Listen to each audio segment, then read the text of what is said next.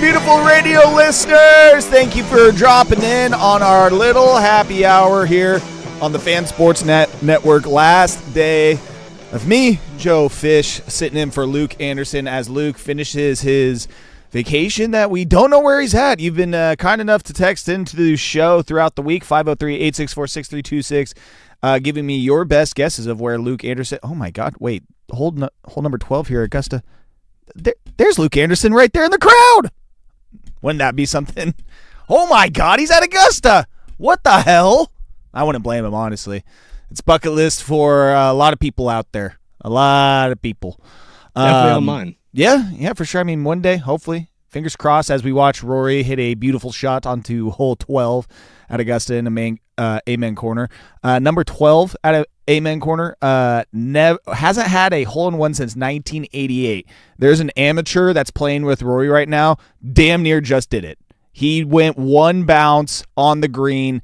The second bounce was centimeters to the side of the cup, and then it trickled just right next to it. He's got like a 6-inch putt or something like that.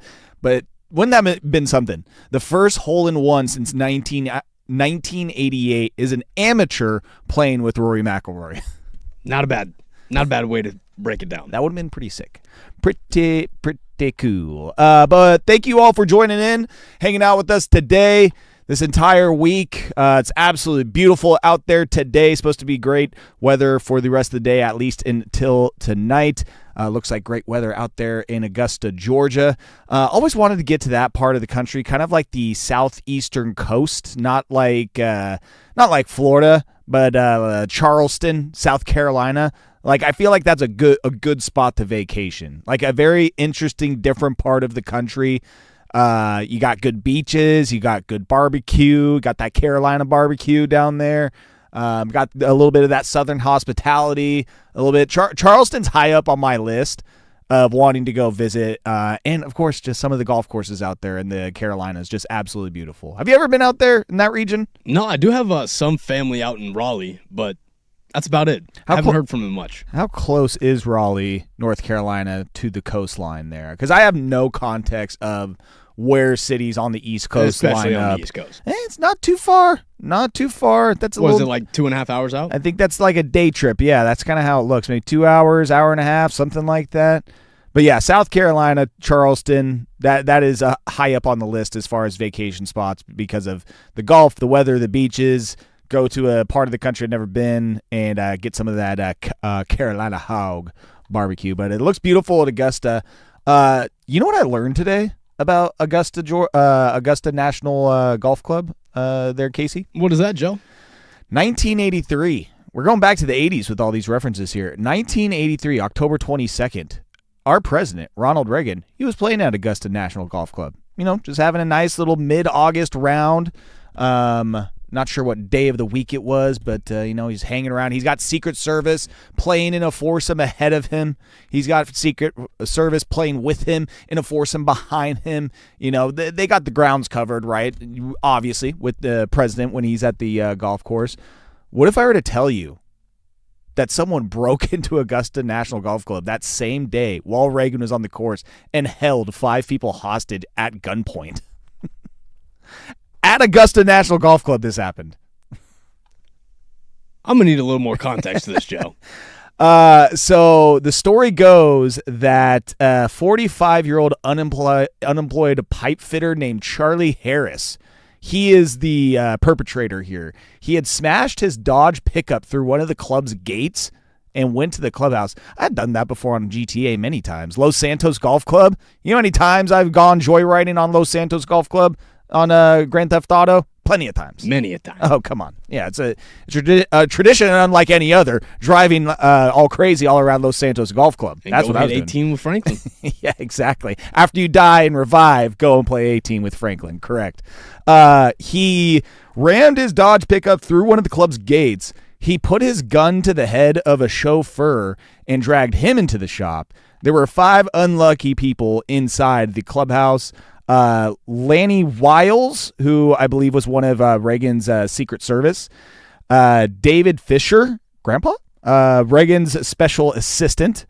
And Jim Armstrong, the shop's general manager, and 2 of Armstrong's young employees. Probably poor, like, cart boy, like, cleaning the carts, get dragged in there. And a guy that looks like me. Yeah, like the beverage cart girl, like, please, mister, don't. Harris hustled everybody into the shop's back room except for the chauffeur. He let him walk right out. I want to see that son of a bitch on the golf course. He wanted to talk to Reagan. He obviously, like, I don't think those two. If you didn't guess, the guy coincidentally rammed the golf course's gate the same day Reagan was playing golf. Yeah, I think he wanted to talk to the president that day. Basically, this dude was just upset about steel workers going out of business or unemployed, losing their jobs and everything like that. And so he was wanted to arrange a meeting with the president on Augusta National Golf Club. So he let one of the guys go basically out to the course to go find Reagan to have him come back. So I guess they could hash out why steel workers were getting laid off around the country. Safe to say that meeting did not happen. Reagan just comes back in and says, "We don't negotiate with terrorists." Yeah, just lets the 5 employees go. Sorry. Great grounds, by the way. Charlie Harris, did not end up meeting. I'm reading this from an article. He wanted to meet with Reagan. I'm trying to find the spot I was here. Scores of police had gathered outside, guns drawn. Harris fired a single shot to show that he meant business. Phone rang. It was obviously wife of a member asking for her clubs to be readied. "Ma'am, we ain't playing no effing golf here today," Harris told her. I want a movie.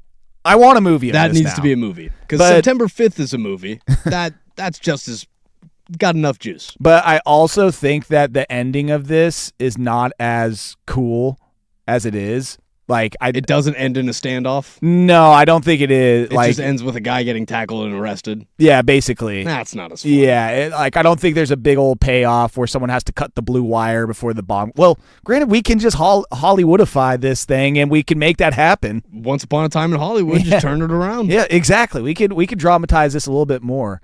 Phone rang again. This time, Wiles, the Secret Service, answered. Rather than leave the course right away, the president thought he would try to defuse the situation. He didn't. Harris couldn't hear him and tore the shop's phone out of the wall. He followed that by kicking in a bathroom door. Behind it, 2 more terrified people were hiding. Dave Spencer, one of the club's professionals, and an unidentified woman who fainted the instant she saw a gun. "Oh, heavens." Just thinking of some Georgia Bell. "Oh, my word." Just then fainting there. Harris pulled her toward the shop's entrance. She soon came to and crawled out. Then the shop's TV flashed with footage of Reagan leaving the club, trailed by a car filled with Secret Service agents wearing Argyle socks and carrying Uzis. This was not good, is what the article says. Basically, he thought he was going to get this meeting with Reagan. That did not end up happening. Let's see how this ended up working out at the end here.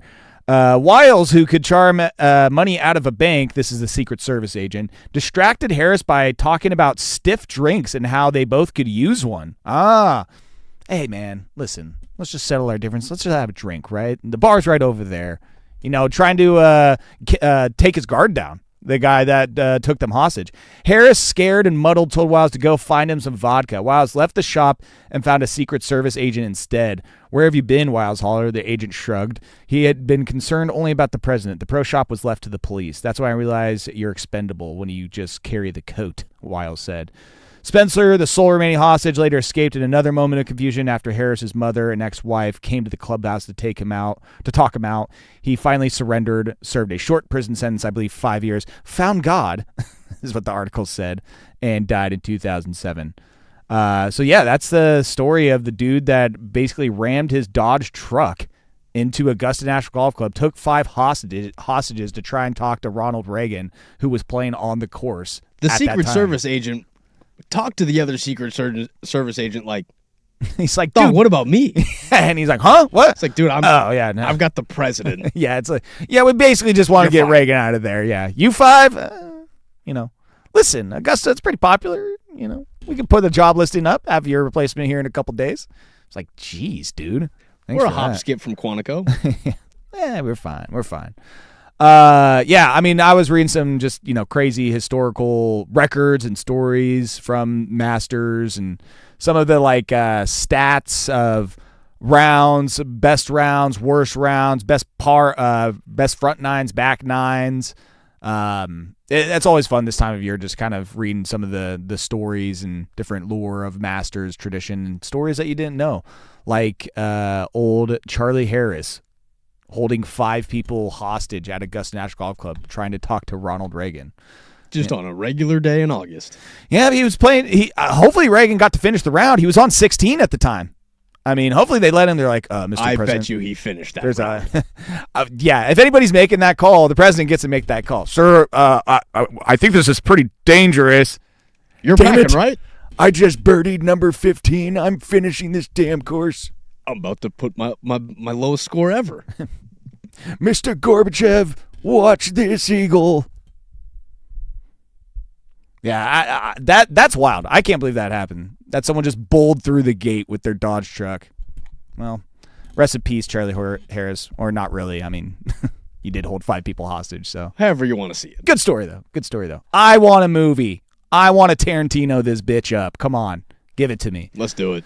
We'll have some more Augusta stuff. I actually have to redeem myself today from my Augusta leaderboard update yesterday. It had been a while since I had done a golf leaderboard update, and I was rusty. See, Dirt almost did the same thing you did this morning. 6 under when someone's actually 6 over. Himself. Yeah. So I got to redeem myself here in the Daily Buzz. We got a few things to get to, the hot items of the day, including a Masters leaderboard update where I have to seek redemption for myself and get these numbers right. All right. And then while the Augusta Masters tournament is going on at Augusta National Golf Club, it's the tournament that everybody wants to win. There is a game tonight on the sports calendar, that a game between 2 teams that nobody wants to win this game. We'll get to that later. Sans the fan club or the fan follower club, whatever the segment is that we normally do on Fridays. I have Fan Club Fridays. Fan Club Fridays. I have no friends. I have no friends to invite on the show. I had a couple people I asked. I was like, what are you doing? And they got regular jobs, unfortunately, so wasn't able to get them in. But we'll do that. It's the last day for Happy Hour. Joe Fish a dish, sitting in for Luke Anderson. Text in where you think Luke is at, 503-864-6326. Also on YouTube, Twitch for the kids, 105.1 The Fan, 1080 The Fan, Fan Sports Network, and Happy Hour next here on the Fan Sports Network.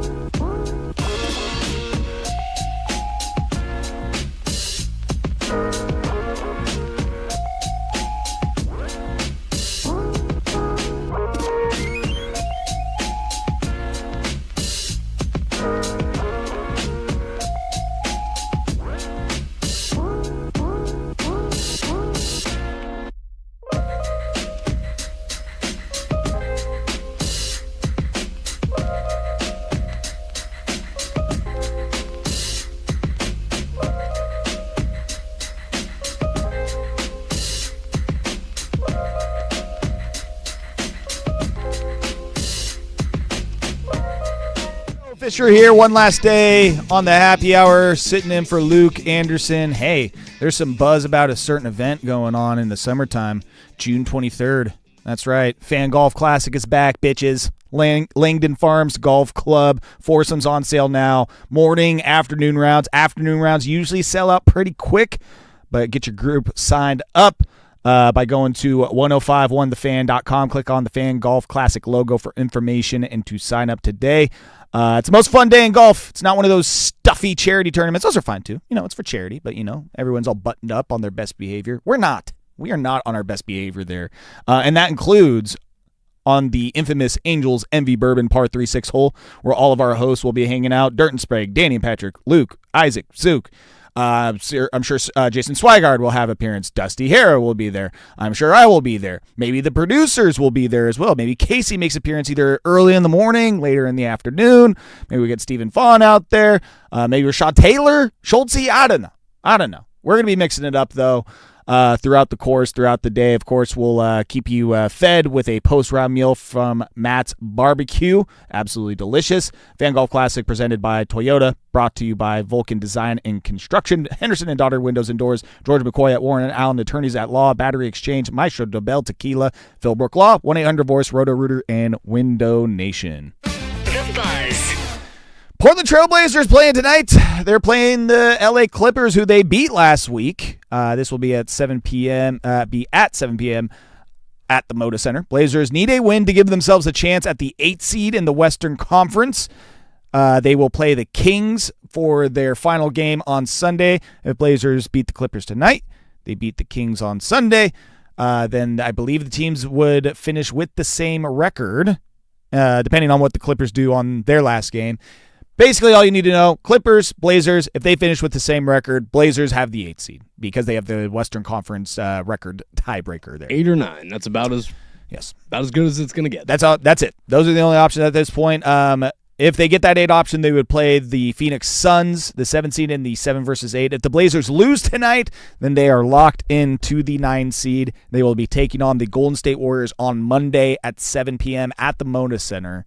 Portland tonight, though, against the LA Clippers. They are a 1.5-point favorite in this one. I have such mixed feelings about this game because I'm kind of, if you listen to this show every day, every week, every month, throughout the years, you've probably heard how Dirt feels about the team and the organization. That's kind of how I feel, is that let's just kind of get this wrapped up, Yeah, I'm in that same boat. If you give me a couple more games, first round series, whatever, great. Let's give that pick to Chicago and get that off the board. But at this point in the season, if the Blazers lose the next 2 and then lose that game to the Warriors, okay, just let's kick off this Dundon off season. Let's go to the off season. Let's get to next year. Yeah, already. Let's see, because I feel like that is what everybody's waiting for. I'm sure there's the diehard Blazer fans out there that are excited to see what happens over the next couple days and if they can get into the playoffs and what happens. Cool, whatever.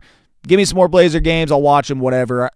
I just don't care what ends up happening. Just get me to the end so that way we can now get into this official new era of Tom Dundon and the Blazers basketball. The Buzz. All right. I need to redeem myself here because it's time for a Masters leaderboard update. I don't know how that guy raps it. That one dude, Chris Vernon or whatever, what's going on at Augusta, he raps it every year, every day, every year. I don't know how. Have you seen this before, Casey? I have. Okay. I was going to say. I was like, if anybody that should know about this, it would be you. With your former recording career. But at the top of the leaderboard right now, there is one man and one man alone. And he was the one man that was at the top of the leaderboard last year, Rory McIlroy, 7 under. He right now is through 12. He is 2 under today. So nice little round for him. Right behind him, second place at the moment, Patch Greed, 6 under par. He has posted a 3 under today. He is through 14, so he is not done either. Could you have the most likable person on tour? Not to me, but to the majority of people, Rory McIlroy versus the most hated guy at the Masters and Patch Greed. Imagine those two in a final pairing on Sunday. Oh, that's my God. Combo. I would, dude, sign me up, honestly, for those two. Justin Rose, Sam Burns, Jason Day, all T3 right now at 5 under par. They are all – no, Justin Rose is done. Sam Burns on 18. Jason Day on 16 right now. For T6, you've got a handful of guys. Wyndham Clark from Oregon Duck, he had a nice little round there today, posted a 68. Terrell Hatton, though, had an even better round, posted a 66.6 under. Hao Tong Lee, Christoph Reeton, and Tommy Fleetwood, again, T6, all at 4 under. And then at T11, Chris Gotterup, Brooks Koepka, Ben Griffin, Shane Lowry at 3 under par. Some other names, Max Homa at 2 under. You have Xander Schauffele, Hideki Matsuyama, T17 at 1 under par. Scotty Scheffler, he shot a 2 over today. He is at even par along with Matt Fitzpatrick and Colin Morikawa. And then, rest of the leaderboard, some big names. Jordan Spieth, Dustin Johnson, both 1 over par. Dustin Johnson through 15 holes. You got Justin Thomas and Patrick Cantlay at 2 over par. Patrick Cantlay is through 12. Justin Thomas is in the clubhouse. Victor Hovland, 3 over. John Rahm, Bryson DeChambeau sitting at 4 over par. Projected cut line is 4 over par. So right now, both those guys would be good. A handful of guys that are not making the cut. JJ Spawn's in there. Robert McIntyre, he has had a rough couple days out there. So that is where things stand currently at Augusta. And I don't think I messed up. I don't think I got any of the over par, under pars wrong or anything. Maybe a name mess up there. Dustin Johnson and Justin Thomas right next to each other. Maybe I messed that one up, but I think we're good. I think we're good, Casey. I think we landed the ship. I think you did. All right. Seattle Mariners. They start their 4-game series today with the Houston Astros. But before they did that, they wanted to get some excitement for this weekend. So they decided to unveil the statue for Mariners legend Ichiro Suzuki. They had everyone outside the stadium ready to go. They pull the curtain back to unveil the statue. The confetti goes flying. And as they pull the curtain back, it gets hung up on the bat because Ichiro's statue, he's striking his signature pose with his, right arm extended with the bat straight up, pulling up on the sleeve. You know, everybody knows the look. That's the statue. As they pull the curtain back, the curtain gets stuck like on the bat and bends the bat backwards and damn near breaks it off the statue. I was like, oh, come on. You're going to do that to Ichiro? You can't do that to Ichiro's statue. Did you see what they did with the bobbleheads? Oh, God, what? With the bobbleheads now that they will be selling. Is it going to be backward? The bat's going to be bent? Has a break in it. So they were very quick to...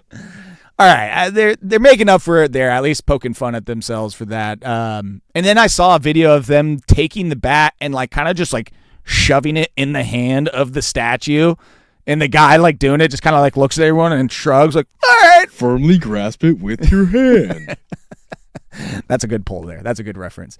Yeah, basically just like shoves it in there, and I'm like, you know, like some 19-year-old bro from UW who's probably drinking underage is going to come to the game tonight. I just made my weekend plan. Climb the statue and try to steal the bat. That's 100% what's going to happen.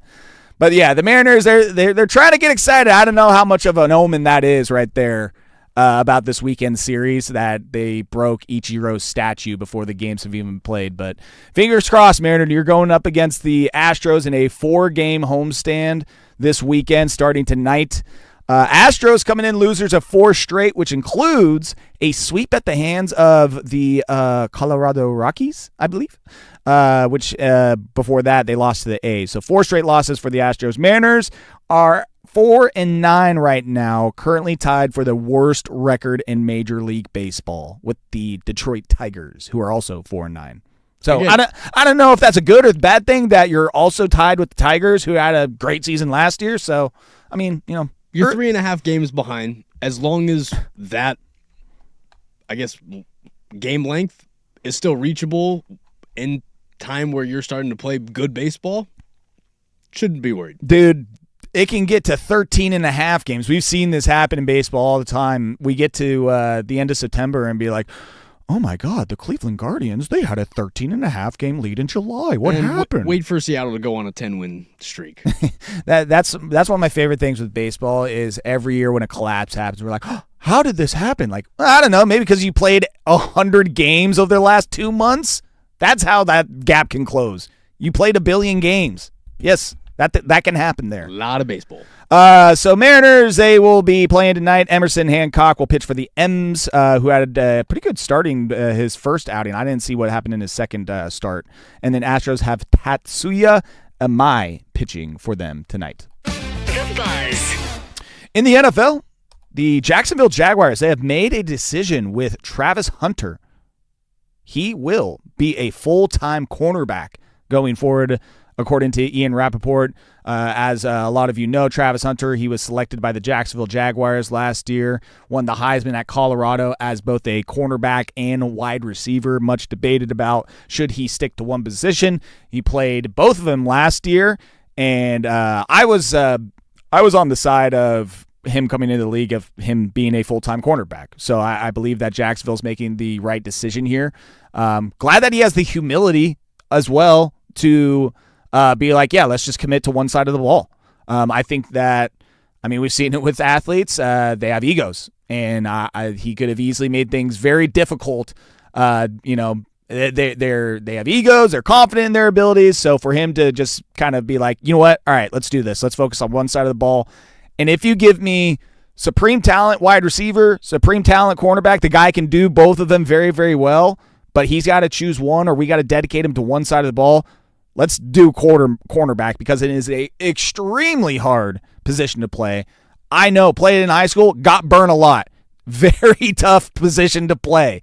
Wide receivers, you're kind of just as good as your quarterback is. So to me, I think Jacksonville, they've had some good performances from wide receivers over the last couple of years as well, to where I think it's maybe they're looking at their room and saying, we would much rather have you here, shoring up the secondary and having you play cornerback versus, wide receiver. We're kind of good there, right? Yeah, I think that's where the mentality is. It's not necessarily that they don't need or want Travis Hunter to play wide receiver, but they went and got Jacoby Myers right at the deadline. They're really kind of digging into Brian Thomas Jr. See if they can get him back to get him back to rookie year, Brian Thomas. Yeah, if you can get Travis Hunter forcing turnovers and again still catching the ball, but on the defensive side giving opportunities for your offense, it's gonna be special. Yeah. No, I think that would do wonders for him and Jacksonville.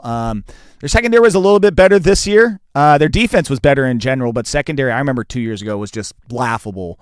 I'm just glad that they're kind of dedicating him to that side of the ball, because they needed, again, good defense last year.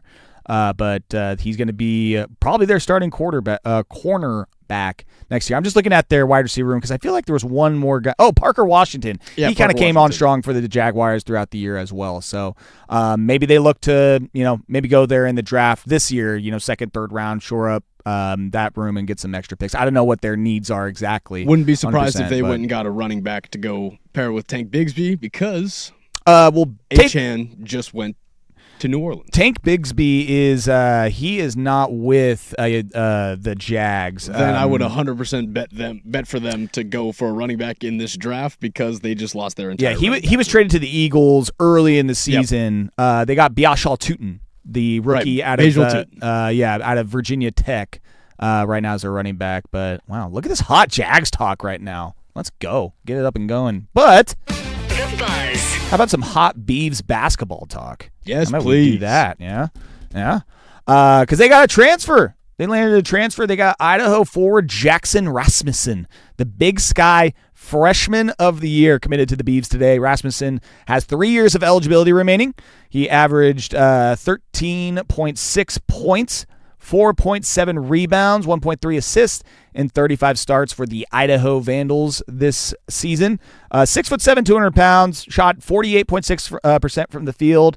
So not bad, not great at 3-point shooting, 32% there, 68.3 from free throw line. But 6'7", 200 pounds, got a nice, got a good body on him. 13.6. He'll be able to play a little bit of, wing forward that for the wing Beavs. Forward position. Mm-hmm. Yeah, and then saw the news that Josiah Lake will be returning for the Oregon State Beavers this year as well. That's which is big. Yes, yeah, it was great. We actually had his younger brother Jemai Lake in the studio on Sports Saturday a couple weeks ago, And before we had them on the show, he was talking about Josiah and the new coaching staff coming to Oregon State, and that, Josiah was liking what he was seeing so far. So, yeah, now that they got him back, it looks like they convinced him to come back another year at Oregon State. So. Josiah Lake was actually the first question that I got to ask as a student reporter at KBVR. Look at that.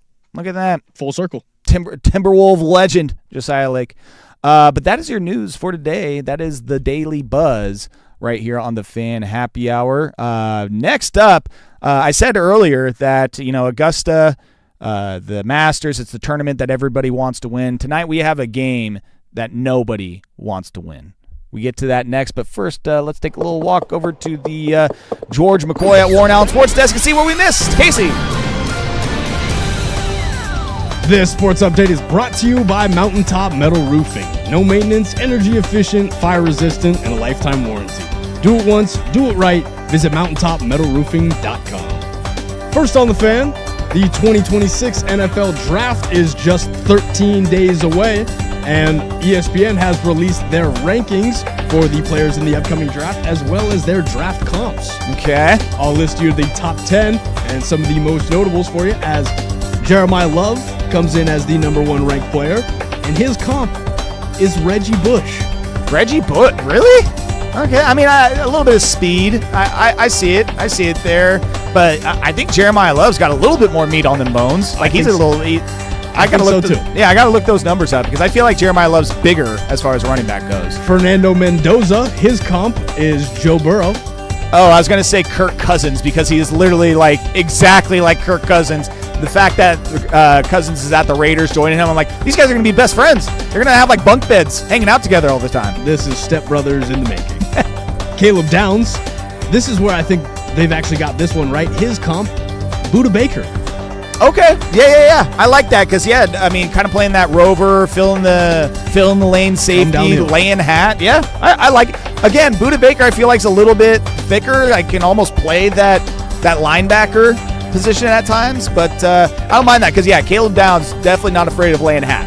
Arvell Reese, his comp is Abdul Carter, pass rusher out of Penn State, who went recently to New York. Yeah, okay, I can see that as well. Yeah. And then at number 5, Sonny Styles, who we saw absolutely destroy the combine. In the combine. His draft comp is Fred Warner. Fred Warner, yeah. I almost see him more like, if you want to go San Francisco, like Patrick Willis, just from the overall sense of athletic freak. I'll compare him more to the guy who just retired and probably will be a Hall of Famer first ballot, Lavonte David. Yeah, there you go. Yeah, if Lavonte David's not getting first ballot, we got to have a talk because that dude, he was one of the more underrated defensive players during his tenure. That it? Yep. How do we feel about them though? I don't mind them. I don't mind them a little bit. Again, I got to look at some sizes, some height and weight to see if that compares. Because Jeremiah Love, Reggie Bush one, that one's interesting. I see it with the speed, though. I see the speed. I don't see the running style. The shiftiness, a little bit different. Yeah, that east-west running style, a little bit more favors Reggie there. And for more sports scores and stories in 30 minutes, I'm Casey Smith from the George McCoy at Warren Allen Sports Desk. Hurt, missing word? Insurance companies acting like jerks? Don't call your mom. Call George McCoy at WarrenAllen.com. Your home for the Oregon Ducks.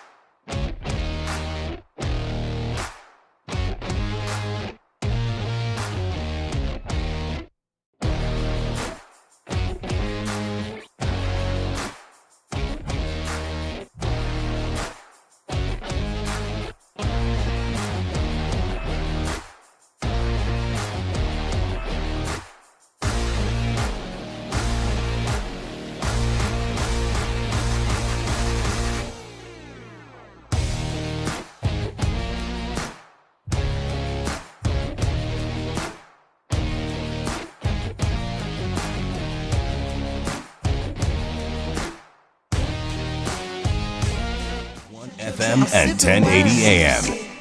Welcome back in. Joe Fish hanging out with you. Fan Happy Hour. You can catch me and Rashad Taylor tomorrow morning, 9 to 11 o'clock in the morning for Sports Saturday.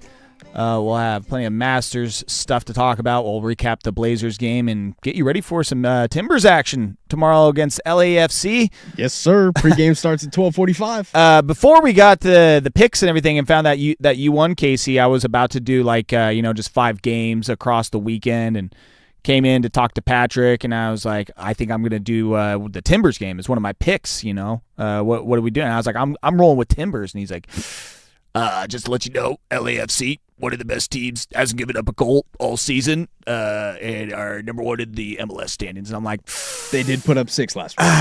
Let's let's roll with it. Let's roll with the Timbers. Let's get the upset, please. I will fade them because every time I bet on the Timbers, they lose. So I got to fade them. Quick Masters update. Rory McIlroy birdied number 12, Azalea, and he birdied number 13 as well. So now he is at 8 under par, 2 strokes above Sam Burns, Patrick Reed, and Tommy Fleetwood, who's just trying me hardest. Also, that's the name of my Masters team name, my pool name of my golfers. We did one of those tier systems where top 50 golfers are split up into tier 1, top 10 golfers, tier 2, 11 through 20, and you got to choose one golfer per tier, right? So for the number 1 tier, I went with Scotty Scheffler, who did not have a great day today. He went 2 over par. Still even, though. Yes. Justin Roseman's my tier 2 right now. He's putting the team on his back. Jake Knapp is helping out right now. He's having a good day.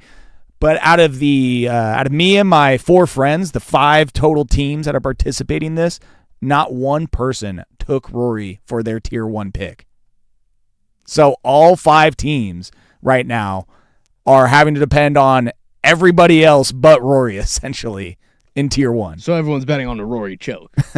Well, I mean, the fact that nobody took Rory, what he does has no bearing on the pool play between me and my friends. But the more interesting thing is that of the 6 golfers we get to choose, your score is the 4 best scores out of your 6 golfers, and that turns into your overall score, right? If a guy misses the cut and he's one of your top 4, regardless of what he posts as a score, boom, he gets an 80. Regardless of what he did. That's perfect. That makes it very perfect. So you could have the 3 best golfers in the Masters. You could have Justin Rose. You could have Rory. You could have Tommy Fleetwood as your top 3 golfers. But then say your 4th golfer is Fred Couples. Or, I don't know, Robert McIntyre or something like that. He could totally blow up your overall score because he missed the cut. I like that a lot. Right now, all 5 of the teams, me and my 4 friends, nobody is in that territory. And with these low scores, everybody is separated by like 3 or 4 strokes. Which if you have 4 or 6 golfers, that can change quickly. That's 1 hole. You could have 2 guys double bogey, and then some other team, a guy gets an eagle and then a birdie, and then bam, it's over. It's flipped on the leaderboard. It's absolute chaos. And after the first day, I was in the lead. Right now, I'm in the lead by 1 stroke. But again, this could all change in literally an hour. I could be in last place. I'm very nervous right now for the rest of this weekend. But you're trying me hottest. I'm trying me hardest. Trying me hardest out there. Well, I've been doing my hardest to get it over the green. I've been practicing as hard as I can. Just not reaching it this year, but I'm just trying my hardest. Oh, Frankie. You adorable British bastard. But one thing, I'm trying to win this. I'm trying to win this pool play. Rory's trying to win the Masters for the 2nd straight year. We have an NBA game where I think both teams might not be trying to win tonight. I'm not even kidding. This might be must-see television because you might have the Memphis Grizzlies and Utah Jazz not try to win tonight. It's like that episode from South Park when the boys are playing baseball and they don't want to win because then they have to keep playing baseball. Like if they win the tournaments, then they go to the state tournament, then they go to nationals. Like this is the Grizzlies and the Jazz tonight. The reason I say this is if Memphis wins this game, They could lose 7% chance at the top 4 pick, and if Utah wins this game, then they could lose 10% at a top 4 pick. Again, you might have a South Park moment where the Little League baseball team doesn't want to win because they don't want the season to go on any longer. I thought this was America. Huh? Isn't this America? I'm sorry, I thought this was America. I feel like I should hammer the under on this one. The over-under on this is 248.5. I think I have to hammer So the they're under on expecting this this to be high scoring 124 to 123. And I'm thinking they're going to get a lot of 130. shots up, but not a lot is going to sink. Dude, this is going to be a mess. And, I mean, I don't know how I'm going to... Tickets, by the way, ESPN telling me tickets as low as $10 to this one. They should pay you to go to this game. The Grizzlies injury report is... I saw the Jazz injury report today. Actually, me and Dusty were looking at it because we were talking about it. The Jazz injury report is absolutely disgusting. It's like 12 dudes on there. I haven't seen the Grizzlies injury report, but I'm guessing it's much of the same. Yeah, let me see here. The who are we talking about? No, the Grizzlies. No, I just had Grizzlies it up here. just have Olivier Maxence Prosper. He's day-to-day, and Walter Clayton Jr., he's day-to-day. Yeah, I feel like half their team is dead, though. Like, is John Morant, is he still with us? Is John Morant alive? Where is John Morant right now? That's what I'd like to know. I did just have, here, let me see, Jazz injury report. Give me two. So the Jazz tonight, they will not have, gosh, dude, I just had this tweet up like 2 seconds ago from a reporter out there. Basically nobody. I think I'm getting minutes out there. I think I'm in talks with my agent. He said I might have an opportunity tonight, NBA minutes. Stay tuned. I think that's what he would be talking about, is that I'm going to be playing for the Utah Jazz tonight. John Tonji is out. Yusuf Nurkic is out. Gorgeous Nang is out. Kevin Love, he's resting. Walker Kessler, he's out. Elijah Harkless, he's out. Ace Bailey is out. And Lauri Markkanen, questionable. Keontae George, questionable. My God. They have a combined 15 players on the injury report tonight. By the way, the Grizzlies the other night, I brought this up earlier in the week. Ryan Rupert, I believe on Sunday, it was either Sunday or Monday, he had a 33-point triple-double for the Memphis Grizzlies. Yes, Blazers legend Ryan Rupert, 33-point triple-double, I believe on Sunday. He did not play Monday due to some injury, of course, because, if you're playing that too well for the Grizzlies, they will find an injury the next day. I've got Memphis's full one. You got the full Memphis Grizzlies injury report? Zach Edey is out. Ty Jerome is out. Taylor Hendricks is out. Scottie Pippen Jr. out. Santi Aldama, he's out. Kentavious Caldwell-Pope out. Jalen Wells out. John Morant out. Gigi Jackson out. Cedric Coward out. Cam Spencer out. Brandon Clark out. Olivier Maxence Prosper doubtful. Walter Clayton Jr. questionable. Javon Small questionable. Joe Fisher questionable. Still in contract talks right now. Can I get to Salt Lake by 6:30? Can I get a 2-day contract? Not a full 10-day? Just let me just 2, just so I can hang see out. how I play tonight, then ice afterwards. Just let me hang out. Have you ever had a very, very real dream that you're just like, dude, this is actually happening right now? Oh, often. That happened with me getting some minutes and getting some run with the Blazers one time. Convinced. I woke up, I'm checking Basketball Reference. I swear I got some minutes. They got to have my stats somewhere. I had one where I thought I got hit by a pitch and charged the mound. Yeah, see, that's great. You didn't flinch, wake up when you got hit by the pitch. Oh, I did. And then you went back to sleep and charged them out. Yeah. It was one of those did he just hit me? I got retribution. I got to get my get back. I need to get revenge here. I got 22 guys total out is what someone on the text line is telling me. So that the amount has increased. Yeah, I think I can get some minutes. I think I can get some run. I'll send some emails, make some phone calls, see if I can get down to Salt Lake tonight, make it happen, make my NBA debut. What we will do, though, is wrap things up here on Happy Hour next on the Fan Sports Network.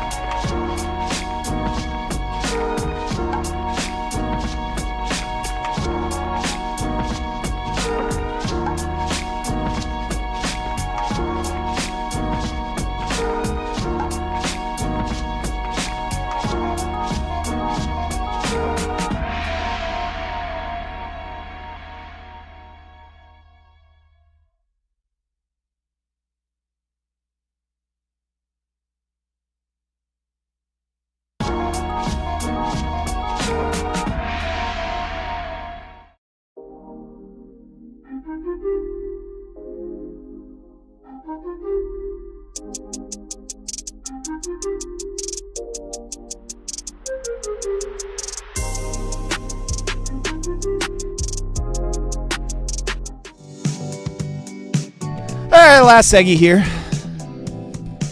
Getting all horned up on golf swing talk with Isaac Ropp here in the studio. It's just we talked about like the guys that you see with just the buttery, soft swing, smooth, and it feels like you shouldn't even be able to hit it as far as you should. Jake Knapp right now on tour is an example of this. Yep. There's a couple of Asian guys on social media, and I forget their names, but whenever their video comes up, they just show. And I also hate it because one of them's like, "Oh yeah, this is all you got to do is this. Just do this. Just do this, and then you can hit the ball like this." That's what I hate most about one, like my friends giving me golf tips, is when you get the super vague golf tips. It's like, hey man, can I tell you something? Yeah, sure. Golf tips are never extremely specific to what you need. No, it's just like, hey dude, just hit the ball, you know? It's like, oh dude. I mean, wow. Really, this grass underneath it looked like I needed to get through it. Hey man, I think that you're really struggling getting the ball to the hole. So I think that, if you just work on that, I think you'll be in a good spot. Oh, dude. Wow. Thanks. I have one buddy who he will not ask if he can give you a tip. He always just gives you like 3-word tips right after you hit a bad shot. So, you'll just sit up there. And it's always during the time where you're in your head the most. Yeah. And so like you'll hit a bad drive that, goes slicing off right. And then he goes, keep that head down. And then you'll walk away. And I'm just like, dude, just shut the hell up. I will please, hit you with the club. Yeah. Just be like, downswing's a little fast. I'm like, oh my. You are 5 strokes ahead of me right now. I do not want to hear it, okay? I don't need this. No, not at all. Current leaderboard update. Again, Rory at 8 under par through 14. Patrick Reed at 7 under par through 17. And then you've got Tommy Fleetwood trying his hardest at 6 under. He's got 18 left to go. He is tied with Sam Burns, who's in the clubhouse at 6 under. You also got Jason Day, Justin Rose floating around at 5 under par. I'm telling you, if we get a Sunday pairing with Rory McIlroy and Patrick Reed, oh my God. Please, I beg of you, give me that. Like that is one, like it's documented at this point that I'm not a Rory fan. That might be the one that gets me to root for Rory. If it's Rory and Patrick Reed going to the back 9 tied for the green jacket, I'm going Rory. I'm sorry. I cannot ever get myself to root for Patrick Reed. That's just not happening. For the love of God, please don't let him win. Bet on Rory. Every time I bet on Rory, he bites me in the butt. Yeah, that's been the case for literally the last 10 and a half years up until last year when he finally got it done. It would be cool to see Rory get it done again. That would be cool. And there is part of me that just wants it to be him and Patrick Reed on the final day because you want to talk about drama. I mean, last year there was a little bit of that with Bryson and Rory, but I mean, Patrick Reed is, I would imagine, more disliked than Bryson on the tour. So give me essentially the most liked guy in Rory versus the most hated guy. I bet Bryson's antics piss people off, but I bet him as a person, not as much. Dude. Patrick Reed as a person, though, oh yeah. There's a reason why a lot of people don't like him. Well, I'm stoked for the rest of the weekend. Oh, I got a little note here from Isaac Ropp. Reed left live. Did he leave? But he's not on the PGA Tour, though, yet, right?